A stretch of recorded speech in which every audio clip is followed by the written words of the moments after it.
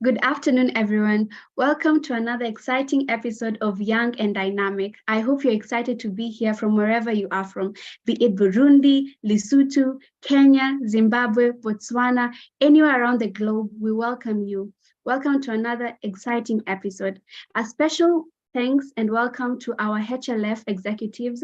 We welcome you, and also our Delta executives. Welcome. Before we begin, let's have a few housekeeping rules to maintain order throughout our exciting, young and dynamic session. Firstly, Dynamites, I hope we all have our pens and notebooks with us. We have to transcribe all the important information that will be shared in today's beautiful session. Secondly, Dynamites, kindly check and counter check if your microphone is on mute so that we have order throughout our young and dynamic session. This also applies to our cameras. If you're in a distractive environment, kindly make sure that your camera is off so that you can maintain order. Lastly, I'd love to tell you that the chat box is open for all of your inquiries, all of your comments, additions. We are here to read them. So feel free to be interactive in the chat box and use it as much as you want to. My name is Laura Grace Baraza, and I'll be the host of today. Thank you, and I am from Star Leadership Academy. Before we begin, I'd love to hand over to our prayer leader of today, which is Jenny Gracia. Over to you, Jenny. Thank you very much, Laura, and good afternoon to you all. So I shall pray. Lovely Father, we thank you for this day. We thank you for the beautiful gift of life, oh God. As we're about to start our session, we just want to surrender ourselves into your hands, our minds, our intelligence into your capable hands, oh Father. May you use us and may you help us understand each and everything that we're going to learn in this session. I'm praying for all our facilitators. I'm praying for the Y&D team and for Her Life Foundation, oh Father. May you continue to keep them and to protect them and to bless them, oh Father. I'm also praying for each and every one of us who join this session. May you bless us and may we get something from it. And may you help us to use the tools that we are going to learn from this session. In the mighty name of Jesus, I've prayed. Amen. Back to you, Laura. Thank you so much, Jenny, for the amazing prayer. Thank you for starting the session off with prayer. And guys, today the Young and Dynamic session is being led by none other than the Star Leadership Academy cohort of 2023 students. If you want to know more about the Star Leadership Academy, please check out our socials and find out what we are about. Let's continue and Dynamites. I want to welcome all of you to a world of artificial intelligence, where machines are revolutionizing the way we live, work, and interact. From self-driving cars, our Teslas, to our virtual assistants, AI is transforming every aspect of our lives. AI is unlocking possibilities and creating a world that was only imagined in our science fiction movies. So Dynamites, please fasten your seatbelts and welcome to this exploring journey of AI today. Our guest today is a familiar face, and it's none other than Miss Dananai Chibonda. She graces us with her presence here again, and she's here to complete her Part 2 series of the AI Ethics and Regulations. Miss Dananai Chibonda is a data scientist with expertise in extracting insights from data sets to solve real-world problems, and she has a strong background in statistics and a record of delivering data through data-driven solutions. And this drives her growth, her business growth, while she operations. She participates in hackathons and is part of the Data Science Zimbabwe community. Dynamite, I can go on and on about Ms. Dananai Chibonda, but I have to give her her time right now. Ms. Dananai Chibonda, we welcome you, and we're so happy to have you in another session of Young and Dynamic. Welcome, over to you. Thank you, and welcome everybody. Welcome to this session, and I want to thank you for participating. I also want to encourage you all to embrace in technology as it comes. Let's all do our best to be the best, and let's all embrace the tools that we meet and the things that we learn so that we can make our lives and our countries better. So today I am going to take you through AI ethics and regulations. So maybe allow me to share my presentation.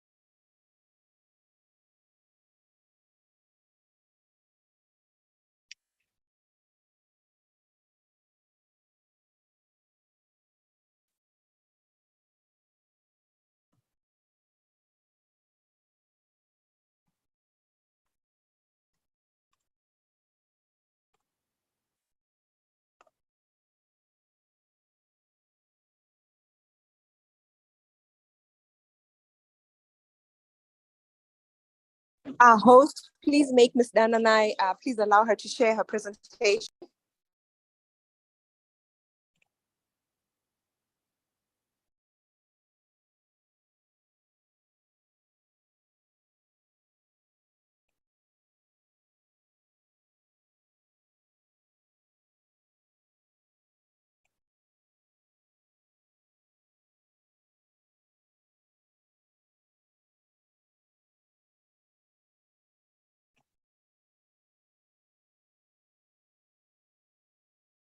May you confirm if you can see my screen?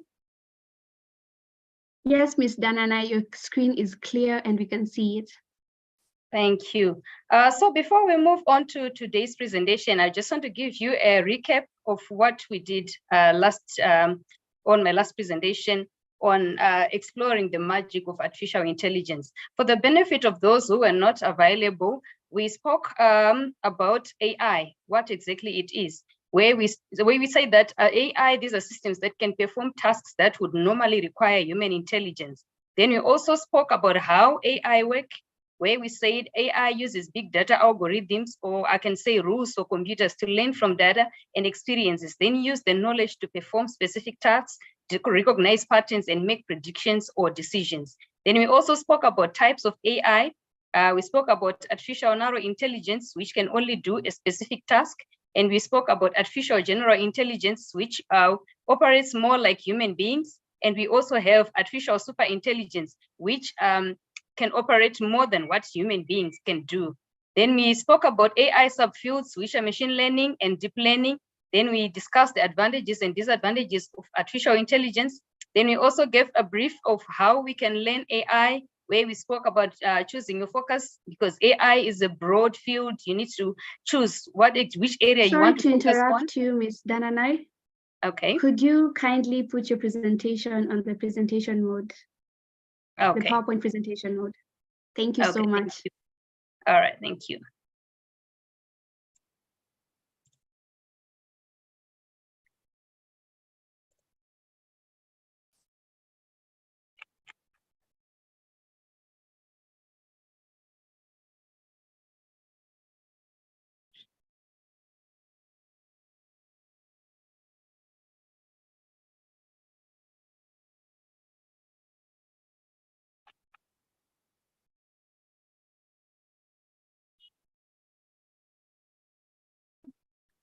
May you confirm if it's now on presentation mode? Yes, it is. I was just requesting if it could be on the slideshow mode so that people could see it clearer. Okay.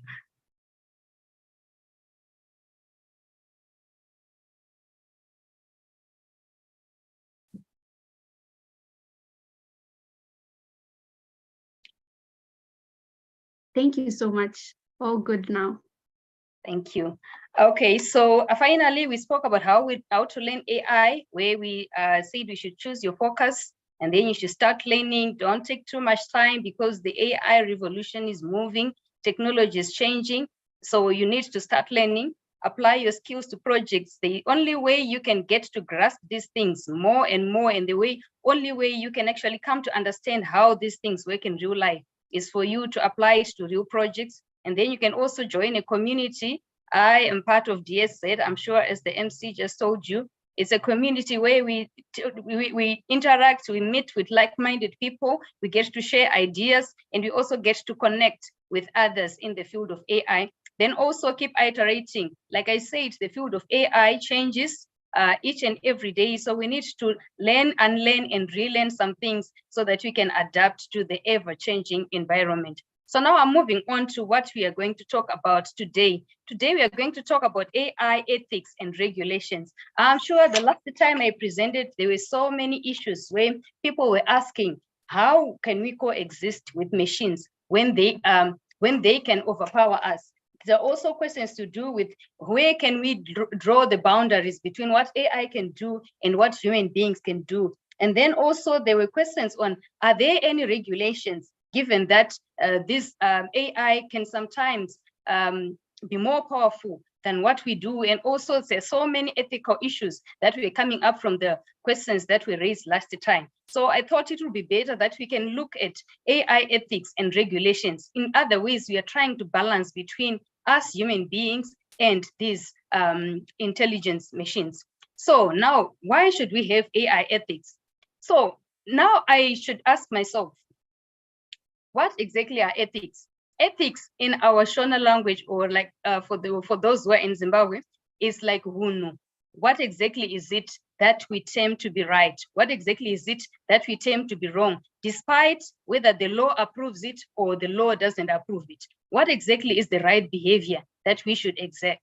What is the guiding behavior basing on moral principles? We have our moral principles that we live by as human beings. And how can we coexist with machines while we maintain those moral principles? So we now want to talk about issues that we need to consider for AI to be developed and used responsibly. Because in the end, we want to coexist with these machines. We want to live with these machines, and we also want to benefit from all the benefits that it produces without disrupting our moral principles and values.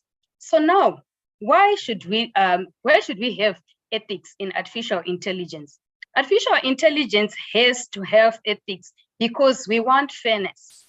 We want fairness in the way in which our machines operate and the way in which us human beings also operate with these machines. So the first point on fairness is on that we should have models that are trained with fair data. Like I spoke to you last time, it's only the machines, they operate from information and instructions that they would have been given by us human beings. So whatever it is that you use to train those models, is it that that's the output that you get depends on the input that you put in it and the type of information or the type of instructions that you give to the machine. So we need to train models with fair data.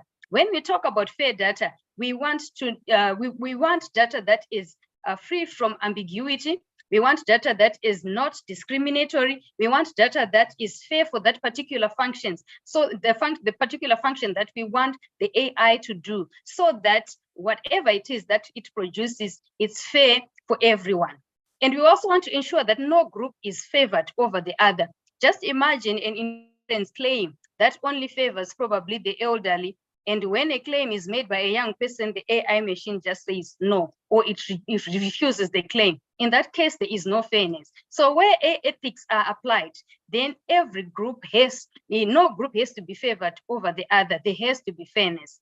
And we also want to prevent negative targeting of vulnerable populations. Just imagine if an AI tool only favors probably the rich and the elite, when everything has to be shared probably among everyone, whether they are poor, whether they are from an unprivileged background. We want to ensure that the AI tools, they prevent negative targeting of vulnerable populations. Then also, for fairness to be there, these AI tools need to be tested continuously to detect and rectify bias. As you know, the world is changing. And as I told you before, these models, they operate from the information, the data that was used to train them, and the processes that have been applied for them to come up with that particular solution. So as things change, as the world moves, the data at times also changes, or the performance of the AI might not suit the current population or the current environment that people will be operating in. So these systems, they need to be tested continuously so that any bias or any issues that might be rising can be tested and detected, and bias can be rectified. So in general, we are just saying AI tools should be fair. And then we move on to accountability. Last time we were asking and we were talking about issues where probably an AI tool has been has malfunctioned, or probably it produces an error, or probably it does a function that it wasn't supposed to do. Who then is it? Who should we blame? Is it the developer, or probably the person who developed the tool? Probably they were working as a group. Who should we put the blame to? So for us to have ethics in artificial intelligence, then there should be clear responsibilities for each AI system's outcomes. In other ways, we are just saying for a system outcome that will come out from the AI, we should have a clear responsibility for whoever it is before it is even implemented, so that even if we face a challenge, we know who to blame, we know who to give, not blame necessarily, but we know who is supposed to be responsible for that outcome. So you'd find that where there are clear responsibility for AI systems outcomes, then people can trust the artificial intelligence tool more. Imagine when you are just given a tool and you don't even know how it operates, you don't even know what you are likely to get from it, and then probably it works for you for some time, and then after some time, it begins to give you problems, and you have no one to blame, you have no one to ask. Then in that case, AI becomes a problem. So we need people to trust AI, and that can be achieved when there are clear responsibilities of any outcome that comes from the AI tool. Then you also want to ensure accountability also ensures ethical use and mitigates potential harm. Like I said also before, when there is accountability, then a potential harm is mitigated, because when there is a person who has to be accountable for everything that comes out, of course, they will ensure that their system or their tool does not harm others. Then also, when there is accountability, excessive trust in AI, where there is no accountability, excessive trust in artificial intelligence tools can lead to misguided decisions. Sometimes you might actually believe that the tool can perform a certain function. Suppose you're thinking the AI tool can make probably a self-driven car, and then you trust it that it can do that, and then all of a sudden, well, at least you're thinking that it's going to drive as you know it.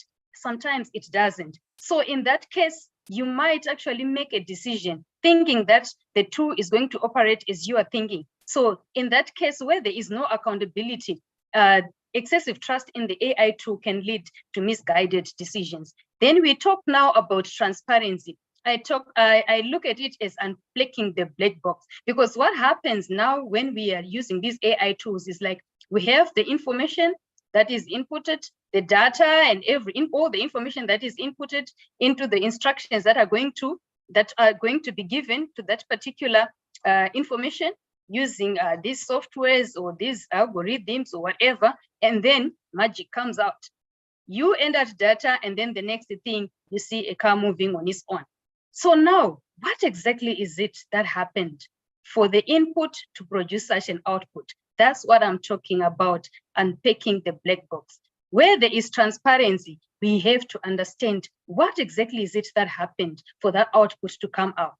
What kind of data was used? What kind of algorithms were used? What kind of validation process was applied for us to get that output? So we want to ensure that AI systems are explainable and understandable. In other ways, we need to clear the black box. We need to understand what was done to the information that was inputted and what actually made this output that we are seeing right now. So there has to be an explanation for decisions that are made by AI for easier decision making by human beings, so that we remove ambiguity. It means that when you are to use an AI tool, where there are ethics being applied, then you should be in a position to understand that, no, the reason why this tool is producing this outcome is because the data that was tested was obtained from this particular, and it contains information like this, like this, like this, and this is the algorithms that were applied to this information, they work like this, and this is the reason why we have this particular output. Then also information should be shared freely across stakeholders. When you're talking about stakeholders, we are talking about all the parties that are involved in the use and the production of the that particular AI tool. We can talk about the developers, we can talk about the clients, we can also talk about even the people who are going to be using the AI tool. Information should be shared freely so that there is transparency. So in other ways, where there are AI ethics, there has to be fairness, there has to be accountability, there has to be transparency. So understanding AI, it enables us to navigate the complex landscape of AI, going beyond avoiding harm or bias. It builds trust and it mitigates the risks that are likely to be seen where there is no fairness, where there is no accountability, and where there is no transparency. So now we are looking at AI ethics in practice.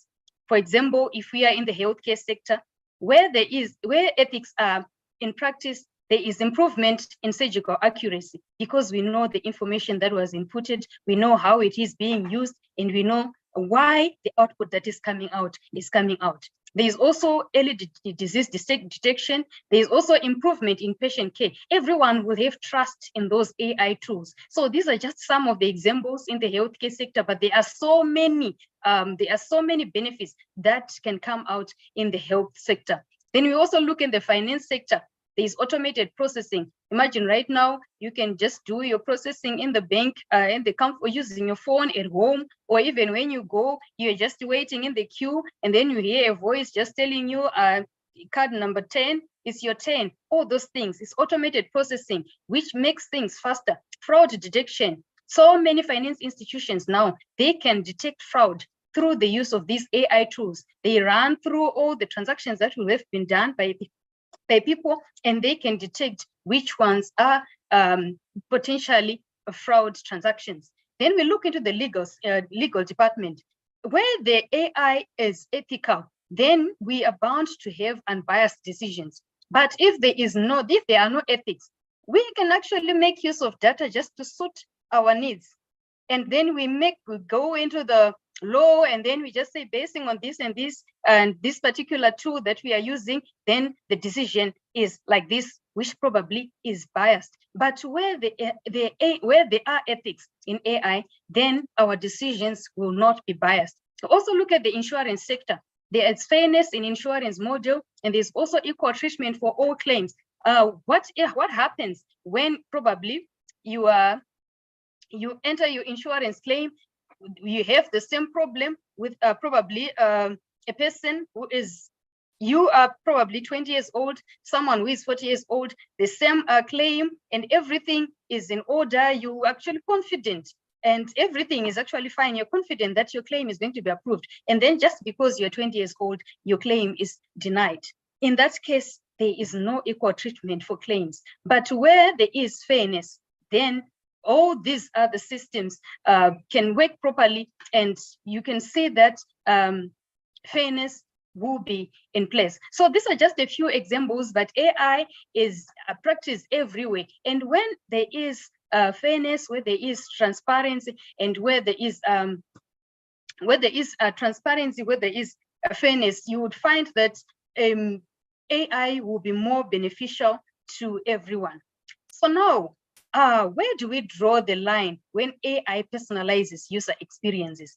AI, I'm sure as you know, AI can now be used. You can enter your information on Facebook, and basing on information that has been there on Facebook that you inputted yourself, AI can recommend friends for you. It can recommend some movies for you. It can recommend so many things that can happen. Well, it can be fun. It can be interesting. But what if it comes to a point now where you really don't want your private life to be known? What can you do? You have already entered information on Facebook. Did you even know before entering that information that probably the information was going to be used for other things that are probably not what you were thinking of? For example, you just put it so that everyone can know what you are doing, and everyone can know probably where you are and things like that. That's what most of us do, right? But what if that information is actually used for other things that you are not in approval for? How much are we willing to let technology know about us? So there is this bias that I can talk about, this bias, or I can say, I can term it bias fairness conundrum, where sometimes data can carry societal biases, and sometimes AI may unintentionally amplify these biases.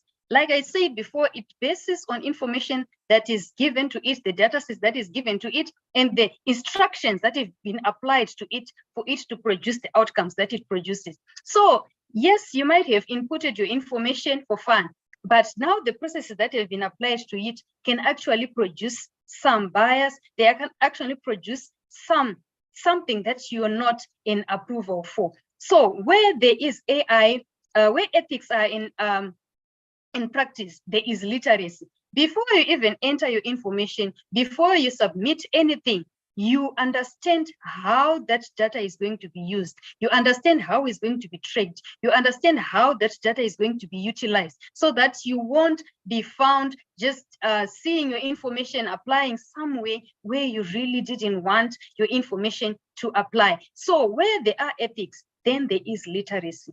You know for sure before committing to anything, or before committing to an AI tool, what's going to come out, or what's going to be used by that particular tool, or by whoever it is that developed it, or anyone, before you commit yourself to it. So now we move on to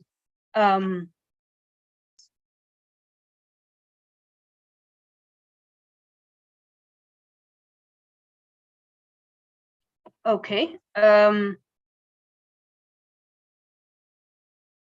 What should we do for AI to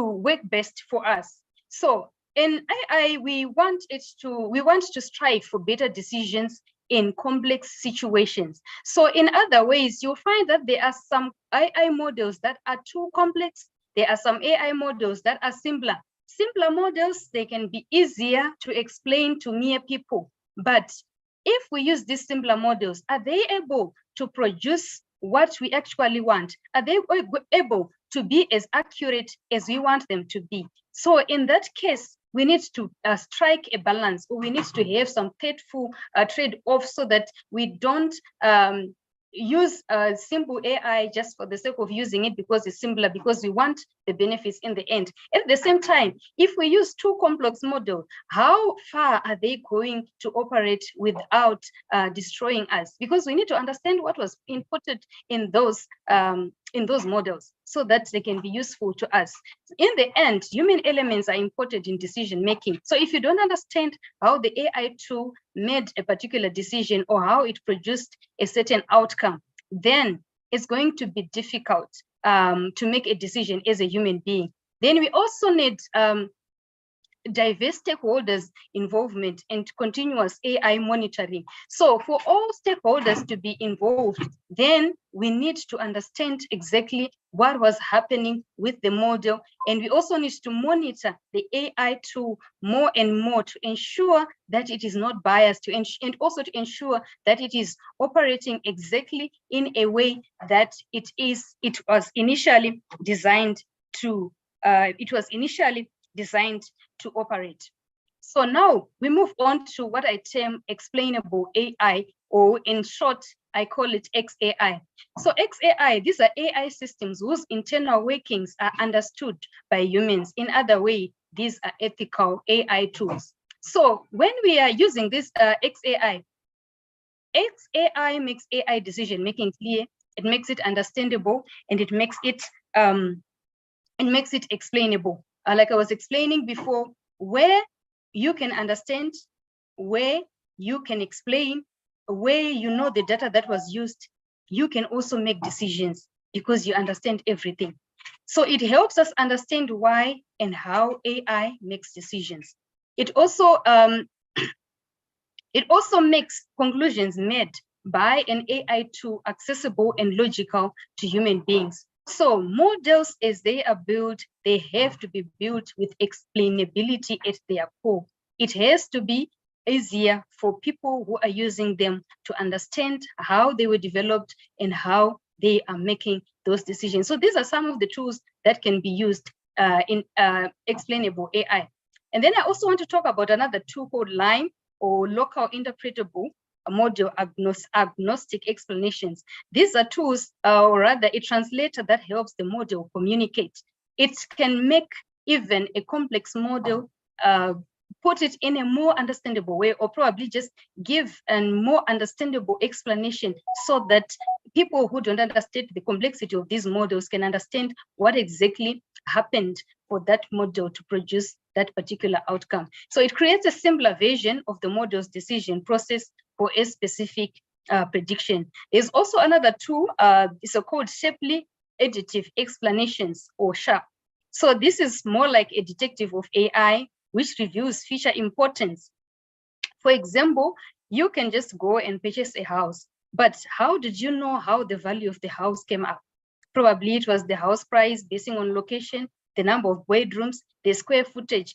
If we have these Shapley additive explanations, you can probably, you can see, it can tell you that the location, it probably constituted 50% of the price. The number of bedrooms probably constituted 30% of the price, the square footage probably 20% of the price. So in that case, you can see which features really contributed to the value of the house, of that particular house that you'll be buying. So in other ways, you're just saying where ethics are being practiced in AI, you are able to understand and explain how it came out to the decisions, and it can help you to make decisions based on the information that you actually know. So in reality, like I told you before, complex AI models, they lack transparency, but they are highly accurate, while simpler models are more transparent but less accurate. So choosing between transparency and complexity depends on the context. What is it that you want to do? What is it that you want to achieve? Where the models are complex, then that's where you might need to employ these other tools, explainable AI, so that you can understand more and more before rushing to use that particular tool. So now we move on to AI regulations. What exactly is it that is being done to regulate artificial intelligence tools?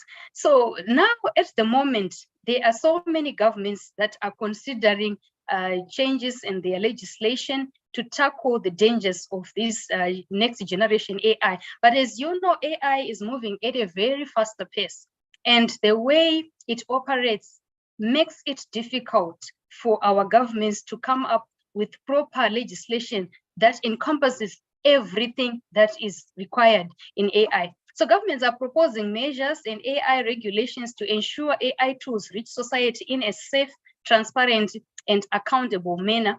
And at the moment, what I'm sure of is that there are laws that have always been existing, and they're still existing, like the data protection regulations. And these are like the ones that have been used by Italy. Italy, at some point, they temporarily banned ChatGPT, I think, for about 6 months, because they needed to understand if there weren't any potential harms, if there weren't anything that was going to cause harm, and they had to analyze that, to analyze ChatGPT before making sure that it can be used in their country. So data protection laws, regulations are being applied in almost every country. But the challenge now that we have is that these regulations, they do not cover everything that is required to be covered. And the problem now is because the reason why it's difficult to regulate AI is because governments, they need to find a way to protect society from unexpected risks and pitfalls while ensuring innovation in access to the benefits these technologies have to offer. Imagine now at the moment you want to say probably ChatGPT is interfering in personal information of people. But at the moment, if you try to remove that that particular information, it becomes irrelevant, where you actually need to search information about a certain group of people that is actually useful and necessary for a particular study. So it's difficult to regulate AI, but some countries, they are trying. For example, USA, they've drafted the Algorithmic Accountability Act, and at the moment, AI is being regulated partly. I can say they are just trying to regulate some part which can be regulated, because it's difficult at the moment to regulate everything concerning AI. Then we also have the AI Act, Artificial Intelligence Act, European Union and Canada. They are proposing this one, and this one is it's a risk-based approach to artificial intelligence, where they actually are trying to mitigate the risks that come with artificial intelligence and try to regulate those ones, so that whoever it is that will be developing an artificial intelligence tool can try to mitigate the risks that can actually befall users of that tool. Then China proposed some rules where it actually set certain rules or certain standards, I can say, that should be followed, or standards that should be certain standards that should be met before rolling out AI tools. So it doesn't matter how good your AI tool is, or whatever it is that it can do, so long it doesn't meet those standards. In China, they can say they will not allow it. So different countries, they're trying to come up with different kinds of regulations to try, by all means, to deal with issues that might arise in artificial intelligence. But at the moment, this is the information I have on the regulations at the moment. So now we look at the issues that are likely to be addressed by incoming artificial intelligence regulations. So first of all, it can look at processing of confidential information. So this mainly looks at ensuring that the processing of sensitive data doesn't breach data protection laws. At the moment, the data protection laws, they're applicable almost to every country. But now, how can we ensure that confidential information doesn't get, or sensitive data doesn't get to be breached?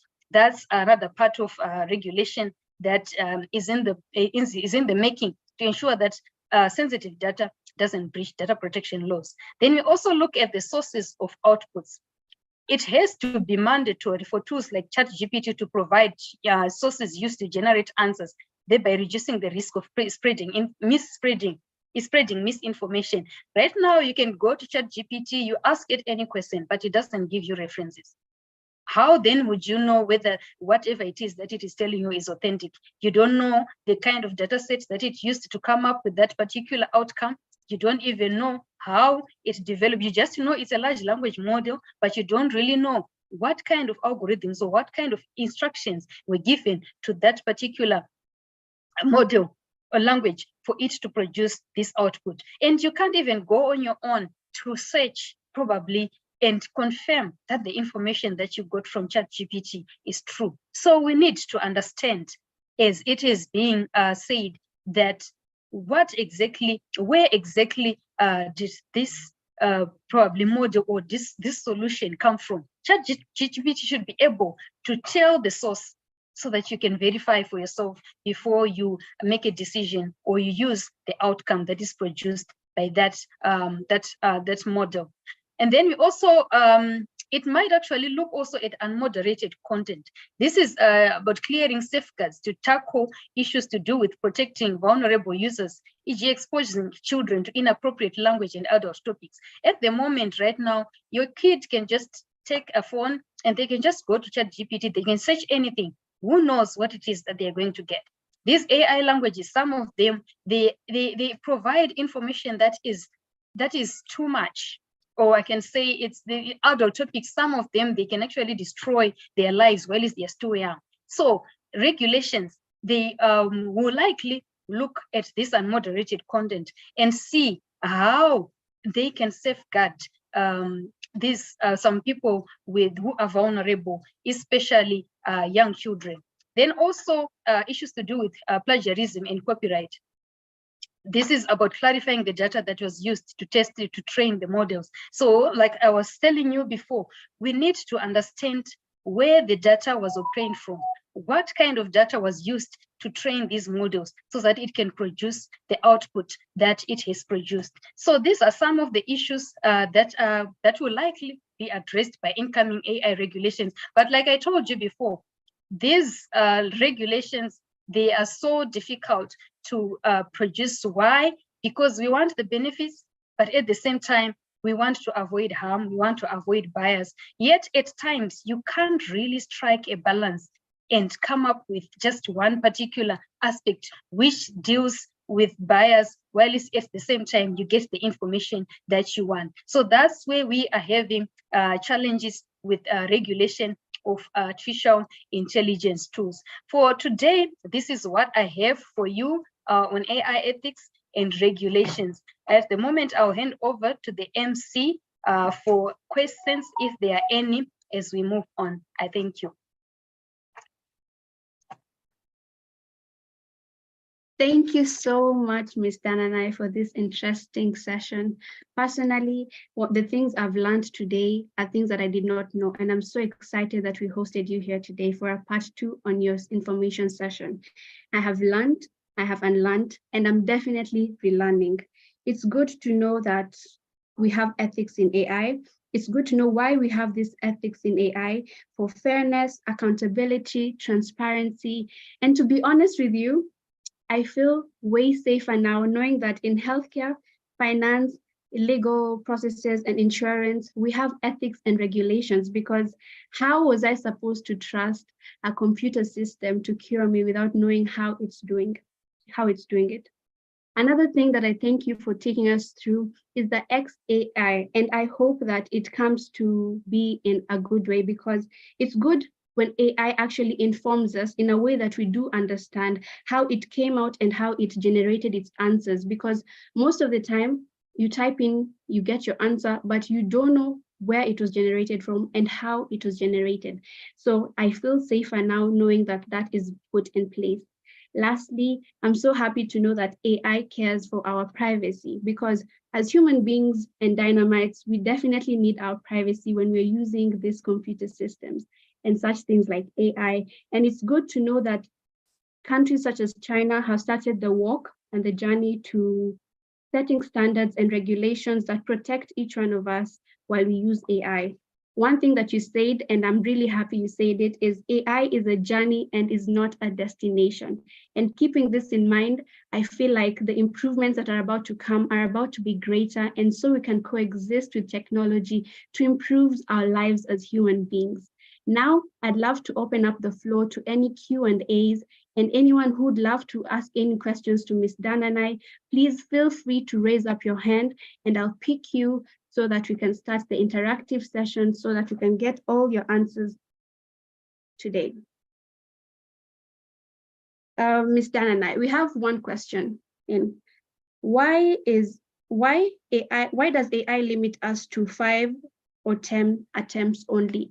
As in, when we get this app such as ChatGPT, per day, we find that we have limits such as 40 entries, 10 entries.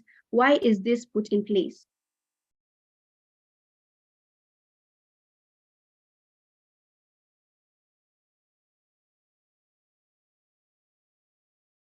Sorry, Ms. Dananai, your microphone is on mute. Okay, can you say your question again? Okay, one of the questions we have is, why does AI put a limit on the amount of entries or the amount of queries and questions you can ask per individual or for each day? Okay, now that's up to the developers, because obviously these people, they want money out of these things, right? So if they can just give you access to search as long as you want, then where will they get the money from? So it's part of the ways in which they get money out of us. They need to limit. There are some that are unlimited, but they also don't give enough information. There are some that allows you, I'm sure you can pay, there are different amounts that you can pay for the information that you want. So these are part of the ways in which the developers get money out of their work. I submit. Thank you so much. I'm starting to understand that AI is also a business now, because I've seen the premium options and it makes so much sense. So I hope we've been answered on that question. Our second question is, what AI application would you recommend for students? An application that you've used before, you've interacted before with, and you know it's safe for us so that we do not have unmodified content being aired out to us? On that one, I really can't point out and say, use this particular AI. Why? Because there is no AI tool that I have gotten hands on the data that was used. and the particular algorithms that were used for it to produce the information that it uses. But what I just advise is, when you are using an AI tool, search for the information. I'm sure it can quickly give you a highlight of what it is that you're looking for. Then you need to use your reasoning. Go also on proper websites that you trust and confirm if what you got from the AI tool is actually true. Thank you so much, Dynamites. I hope you've gotten that and you've noted it down. Go and ask, go to your trusted sites and just confirm. I noticed our hand was up. Owen Chamukuza, please, you can unmute and.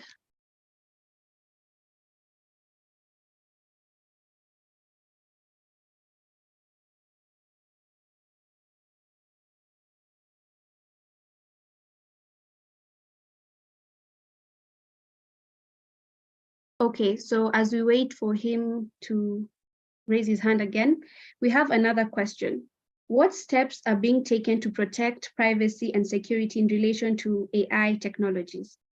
If you could elaborate more on that. I think so this is coming from a person who just needs more elaboration. Okay, like I said before in the presentations, these are still developments that are being done. I don't really know exactly the nitty-gritties of what it is that they are working on to protect privacy. And these things, they vary with different governments, different countries, and different laws of countries. So I can't really point out any particular, or I can say this is particularly what is happening in Zimbabwe, this is particularly what's happening in South Africa, because it's all a continuous process and it differs with the governments, it differs with countries. But what I just know for sure is that there are some developments that are being done, but it's just difficult to come up with ways in which you can protect privacy. For example, like what I'm telling you, you have already put your information on Facebook, everything, your date of birth, your pictures, your family, everything is there. Even if you delete it, it is still there. So it's difficult for us to say these are the measures, unless only if and only if you haven't put anything. That's the best way I can say probably you are protected. But what if someone else put information that belongs to you? What if someone puts the info? Yeah, so it becomes difficult, and I can't really point out all the steps because I don't really know. It differs with governments, it differs with laws, it differs with countries. Thank you so much. I see Owen is back. Kindly ask your question. The floor is yours, Owen.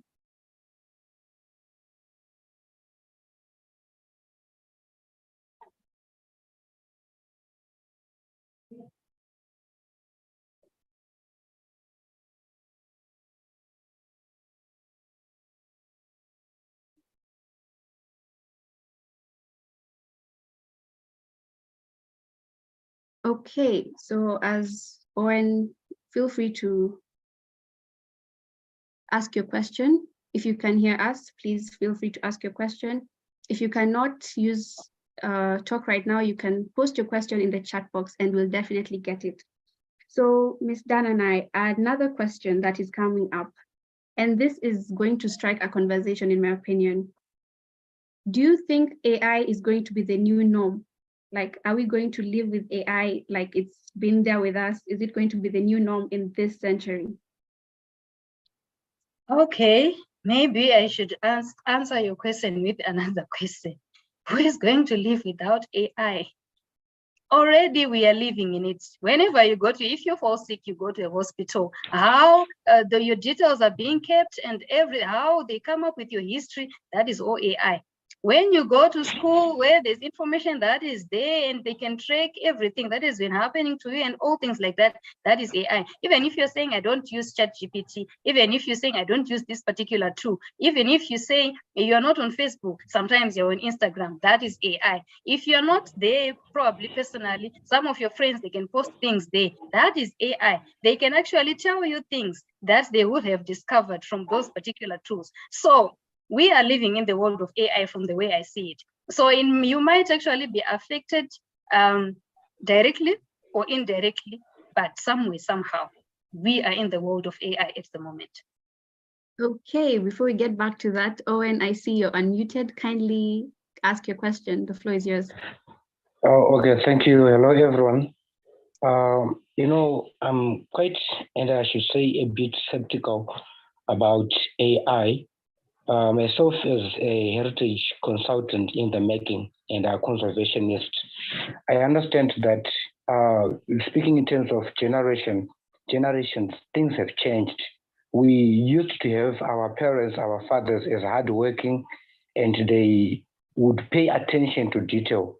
But periodically, things have continued to change. That's my fear now, and I need assistance maybe on how to navigate this challenge. That our brothers and sisters, of which we are part of them, the generation, is AMA 2K, they want fast life.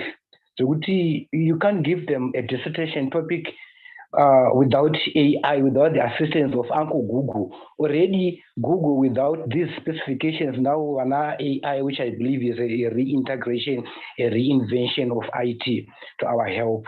What are we going to do now, given that there is a demon of laziness? People don't want to think. Most of our young brothers and sisters now, they just want first life. You see him, Toriro, trying to evade stresses. So maybe let me narrow it down. What are we going to do now to guard against graduates who graduate with maybe a 50+ degree from a certain university, but they did not apply their brains to this thing? It's all thanks to Uncle Google. What are we going to do with this generation? That is a very real question and a very difficult question to answer, because there is no one size fits all to that answer. That's the honest truth. I was actually thinking of the conversation that I had with my sister's son just today when he's going back to school, and I was asking him, what do you want to do when you grow up? And he said, I want to be an architect. But you know what, at least for me, it won't be very difficult because we'll just be using AI to draw these things. We won't even have to use. And he's just like so lazy, and he really doesn't even care. And I was thinking, during our time when we were at varsity, the people who were doing architecture, they actually slept on campus. They had to work so hard. And now what's happening with these amateur Ks of ours is that they don't understand why, or maybe I should say some of them, they don't understand that working or progressing in life, it's not just about the knowledge, or it's about having these tools, being able to do things for us. But sometimes the way in which what we do for each other, it's sometimes, or the way in which we express ourselves as human beings without these AI tools, it actually gives some form of responsibility. It gives that humanity in us. I mean, like I was saying when I spoke about ethics, to those who know Shona. That's what makes us us. It's not just about the intellect, but it's about how we can cohabit and live together with these AI tools. So now, if I'm to go back, this is something that we have to probably assist each other collectively, because I believe these kids, they need to be taught from a very tender age, even as they are born. I'm sure now you can see even a 4-month-old, they really are so eager to touch your phone. They want to see. And you ask yourself, what does this kid really want to see in my phone? But those are some of the things I think that we need to train them when from a very tender age. Try to restrict some of these sites, even where there are no laws. We should try our best over things that we have control over. Because sometimes you can see that it's also the fault of these parents and guardians. They allow kids to just roam around and do whatever it is that they want. You allow your kids to go out late at night. They are very vulnerable. You allow your kids to just ask for money when they want, and you give them. You allow your kids to do whatever it is that they want. So by doing so, you're actually breeding, how can I say, a generation of people who are going to be so educated. They have used ChatGPT, they have used these languages to come up with these dissertations and to come up with answers to their examinations. But when it comes now to the industries and developing the country, they are useless. Where there is no ChatGPT, where there is no AI, they are useless. So now, are we cohabiting with AI, or we have already moved AI to super AI? Because already we are now allowing it before the super AI comes. We're actually allowing it to perform the duties that we as human beings would rather do on our own. So it's a big problem, and it's a reality. Even these kids who are using this Mtoriro, once a person just gets stressed. When we were growing up, we grew up under gruesome conditions. When we were growing up, it was more like probably our parents hated us, but it's now when we are grown up that we realize, no, they were actually molding us to be the people that we are today. Even when I have these AI tools, when I use this, even when I'm doing my work, I can do my work, but I don't forget my morals. I don't forget the values that I have been taught, because these are what makes me who I am. Even when I make decisions, whether it's at home, whether it's at work, it's not those AI tools. They can just aid me into making a decision. But in the end,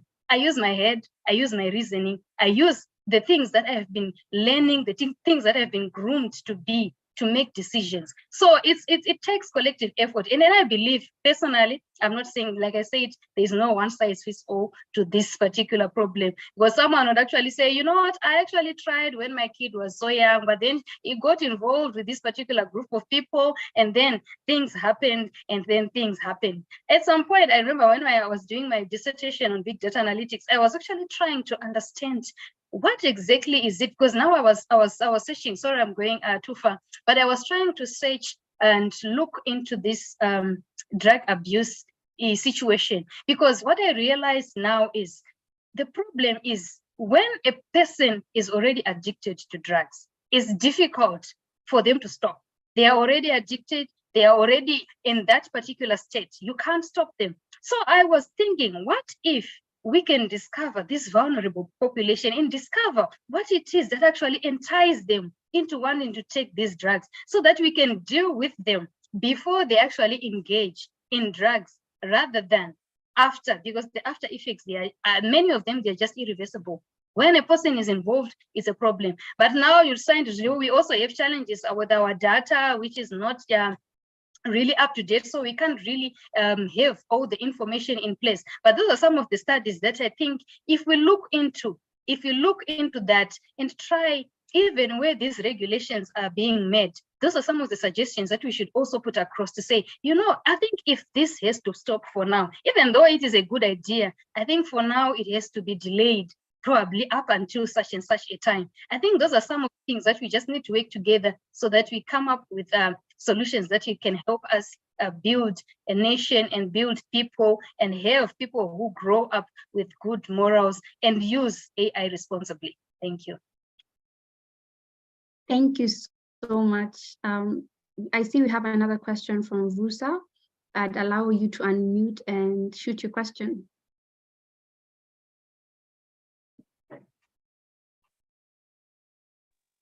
Thank you for allowing me to ask my question. I wanted to ask, why is it that when you ask a question several times, it gives you different answers?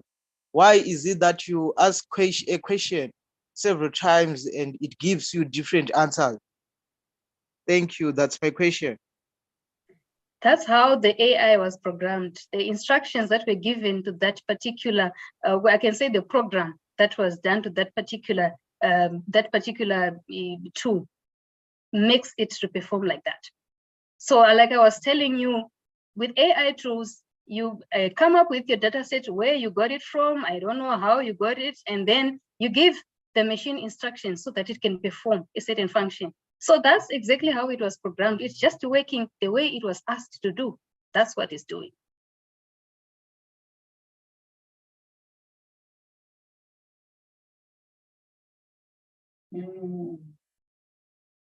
Thank you so much. I see our time is almost up, and I just want to comment on what Owen said earlier. And my takeaway on that is, just as Kylie once said, he's a prominent artificial intelligence researchist. He said that AI will not replace us, but the people who use AI are the ones who will replace us. So as Ms. Dananai always says, we learn and learn and relearn.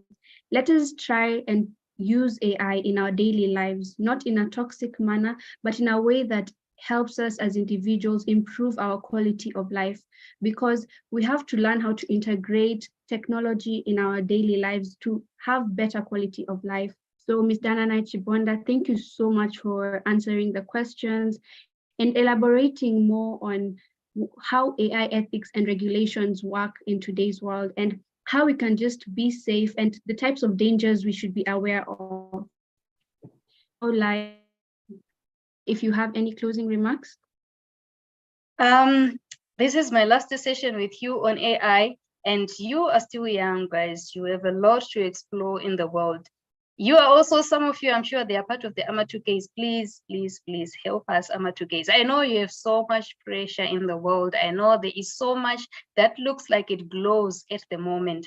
But just learn to be responsible. As you grow older, you will realize that life is not just about these whole fascinating ideas. It's not about who is better at school. It's not about who has a better job, but it's just about how you cohabit and live with the people that you are with. It doesn't matter who they are. In the end, I believe in God, and I believe the reason, the things that He has allowed in our lives are the things that we need to use responsibly for the betterment of us and for the betterment of our countries, for the betterment of our families. And in the end, if we use AI responsibly, it will be of great benefit to us. So I wish you well, and I wish to see you doing well in the AI world. I wish to see you doing well in the technology world. If you're sharp, I know the bulk of you are so intelligent. You are way more intelligent. Some of us, we are just people who started, taking these data science technologies at very later stages, but you have the privilege of using this information right now, at the moment. I studied computer science at A level. That was the first time I actually switched on a computer. I didn't even know how to switch on a computer. That was the first time I used a floppy disk. Then they were not even flash disks. But that was then. Then it was the in thing. We don't even know by the time you reach my age where the world will be. So just treat everything, use it responsibly, use it for the betterment of the world, and use AI responsibly. I thank you. Thank you so much, Ms. Dananai, and we're welcoming you to come and share more with us here on the Young and Dynamic platform, because you have so much knowledge to share on AI. And as you said, AI is a journey and not a destination. So as we travel this journey, we hope to see you more frequently. Dynamites, now I'd love to go on to the announcements. Thank you, Ms. Dananai. I'd like to remind you to share and comment on our Young and Dynamic on Facebook and the SASI channel. Kindly feel free to join the Global Intercessors platform. It is open 24/7. Remember to connect anytime for prayer. Pray for Zimbabwe, pray for the country that you are from. And I'd also like to remind you that you can join the Young and Dynamic team and unleash your talents. The Young and Dynamic team is allowing you to come and join them and be part of this amazing team. There are spots for the MC, the content creators, the tech assistants, the scribes. Please unleash your talents, because this is an opportunity of a lifetime. Leaders grab opportunities, and that is why Young and Dynamic is bringing these opportunities to you. The deadline is on 4th of September. Please mark this on your calendars and start typing your essays and your resumes and send it over to the Young and Dynamic team. Lastly, I am from Star Leadership Academy, and also Star Leadership Academy's applications are opened. The deadline has been pushed to the 15th of September, and we all know what this means for all of us. If you know someone, or you know someone who could know someone, or you have a relative somewhere who's just done with their Form 4, please kindly tell them to apply to this life-changing opportunity. Star Leadership Academy is a transformative academy that helps us change Africa, transform Africa to become somewhere that we want to stay in. It will help us see the value of our continent and our country, and for us to lead it in the right way. We're opening up the applications for the 2024 cohort. Please don't forget the 15th of September, the deadline is on the 15th of September. Dynamite, I just want to say thank you. And I want to say that Tata for now. Let's meet same time, same place. Tell a friend to tell a friend. And don't forget to log in next time. Goodbye. From your host, Laura Grace. Goodbye.